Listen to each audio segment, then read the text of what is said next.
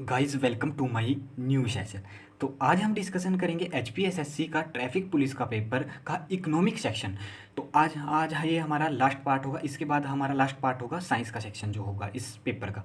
तो चलिए वीडियो को शुरू करते हैं। अगर आपने इससे पहले वीडियो नहीं देखी है तो मैं इसकी प्लेलिस्ट बना दी है जीके के नाम से, आप वहाँ जाकर देख सकते हैं। और हम हर एक क्वेश्चन को डिटेल से डिस्कशन करेंगे जो आपके आने वाले एग्जाम सेक्रेटरीट क्लर्क जेओआईटी में बहुत ही काम आएंगे। ठीक है, अब चलते हैं, हम वीडियो को शुरू करते हैं। पहला क्वेश्चन है हमारे पास, corporation tax is tax imposed on the net income of the company's cooperative properties that utilities provided by the corporation।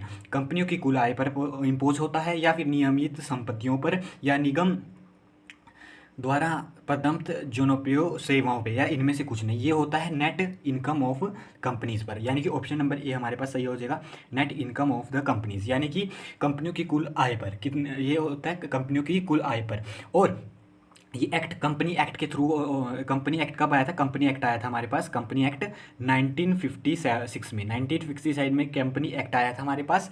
ठीक है, और ये टाइप कौन सा है? डायरेक्ट टैक्स का टाइप है, cooperative corporation tax direct tax का टाइप है, डायरेक्ट टैक्स का। ठीक है, डायरेक्ट टैक्स का टाइप है। और ये कंपनी की जो नेट इनकम होती है उस पर लगता है। ठीक है, और ये लगाता कौन है? ये स्टेट गवर्नमेंट नहीं लगाती, ये लगाता है सेंट्रल गवर्नमेंट। याद रखना आपने कि कॉर्पोरेट टैक्स कौन लगाता है? Central government. ठीक है, सेंट्रल गवर्नमेंट लगाता है। ठीक है, अब चलते हैं हम नेक्स्ट क्वेश्चन पे। नेक्स्ट क्वेश्चन कहता है कि what is the full form of FDI. FDI ये काफ़ी बार रिपीट हो चुका है और आने वाले टाइम में भी हो सकता है, क्योंकि कुछ क्वेश्चन आसान भी आते हैं। और इसका तो सभी को जाते हैं, फॉरेन डायरेक्ट इन्वेस्टमेंट। ठीक है, ऑप्शन नंबर सी हमारे पास सही हो जाएगा, फॉरेन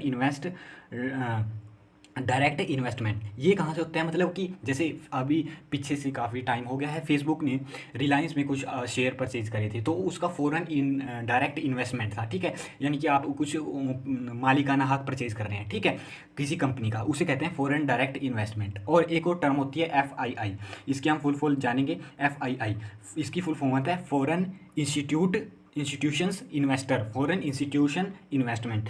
इसको हम नेक्स्ट जब हम कभी एफडीआई की बात करेंगे तब इसको डिटेल से डिस्कशन करेंगे। नेक्स्ट चलते हैं, नेक्स्ट क्वेश्चन कहता है कि to achieve economical self reliance was the main objective of which 5 year plan. यानी कि आर्थिक आत्मनिर्भरता प्राप्त करने किस 5 ईयर प्लान में मुख्य उद्देश्य था? यानी कि तीसरे का था, यानी कि खुद को आत्मनिर्भर बनाने के लिए। चौथे का था या पांचवें का था या छठे का था? ये मेन इन्फोसिस कहाँ गया था? आत्मनिर्भरता पर। ये किया था हमारे पास फोर्थ 5 ईयर प्लान में, यानी कि चौथे 5 ईयर प्लान में। ऑप्शन नंबर बी हमारे पास सही हो जाएगा। अब इसका टाइम पीरियड जान लेते हैं हम। फोर्थ टाइम पीरियड था, ठीक है, ये हुआ था 1969 से 5 ईयर का प्लानिंग था 1973 तक, यानी कि 1969 से 1973 तक। ठीक है, इसकी और इस पर थोड़ा ध्यान कृषि और सिंचाई पर भी दिया गया था।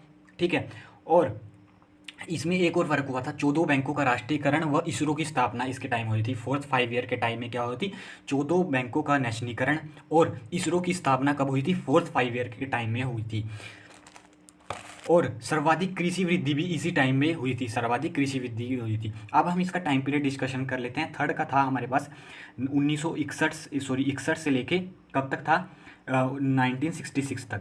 ठीक है, 1966 तक था। ठीक है, अब फिफ्थ 5 ईयर प्लान कब था? फिफ्थ 5 ईयर 1974 से लेके 78 तक। ठीक है, ये फिफ्थ 5 ईयर प्लान था। और सिक्स 5 ईयर प्लान का टाइम था जो वो था हमारे पास 1980 से लेकर 1985 तक। सिक्स 5 ईयर प्लान था 1980 से लेकर 1985 तक।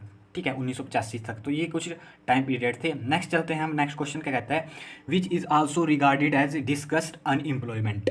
यानी कि छुपी बेरोजगारी को इस रूप में भी जाना जाता है, अच रोजगार, घर्षणात्मक बेरोजगारी, मौसम बेरोजगारी, यानी कि चक्रीय बेरोजगारी। ठीक है, under employment, frictional unemployment, seasonal unemployment, cyclic unemployment. ठीक है, अब ये जाना जाता है हमारे पास ऑप्शन नंबर ए से जाना जाता है। ऑप्शन नंबर ए हमारे पास अंडर अनएम्प्लॉयमेंट। ठीक है, अंडर एम्प्लॉयमेंट, इसका क्या मतलब होता है कि मान लो कोई इंजीनियर है और वो कि क्या कर, उसके पास इंजीनियर तो है, बट वो काम किसका कर रहा है? वो काम कर रहा है क्लर्क का। ठीक है, तो ये क्या होगी? अंडर एम्प्लॉयमेंट, डिस्गस्ट अनएम्प्लॉयमेंट होगी है। ठीक है, यानी कि कोई इंजीनियर है, पेशे से तो इंजीनियर है, बट काम किसका कर रहा है? कलर का काम कर रहा है, तो ये अंडर एम्प्लॉयमेंट है। ये इसका बेस्ट एग्जांपल है, ठीक है। अब सीजनल बेरोजगारी, मान लो कि अब धान के बीज लिए धान बीजने हैं, यानी कि वो किस में बीज जाते हैं, यानी कि बरसात के सीज़न में बीज जाते हैं। अगर वहाँ पर बरसात पड़ी और उतने टाइम में तो कोई मजदूर मिल जाएगा बरसात के लिए, लेकिन फिर वो बेरोजगार बढ़ जाएगा, इसको बोलते हैं सीजनल बेरोजगारी, यानी कि, ठीक है। तो नेक्स्ट चलते हैं हमारे, the capital of IMF is made up by the contribution of, ये किस कहते हैं, जो आईएमएफ के मेंबर हैं उनके द्वारा किया जाता है, आईएमएफ के मेंबर द्वारा किया जाता है, ठीक है। और एक हम वीडियो ला रहे हैं, सभी जितनी भी हमारे पास ऑर्गेनाइजेशन है, ठीक है, वर्ल्ड में जितनी भी ऑर्गेनाइजेशन है उस पर फुल डिटेल वीडियो लेके आ रहे हैं, जिसमें हम उसका स्थापना ईयर और ये काम क्या करती है, कितने इसमें देश कंट्री हैं और कहाँ इसका हेडक्वार्टर है, ये सब डिस्कशन करेंगे हम उसमें फुल डिटेल से।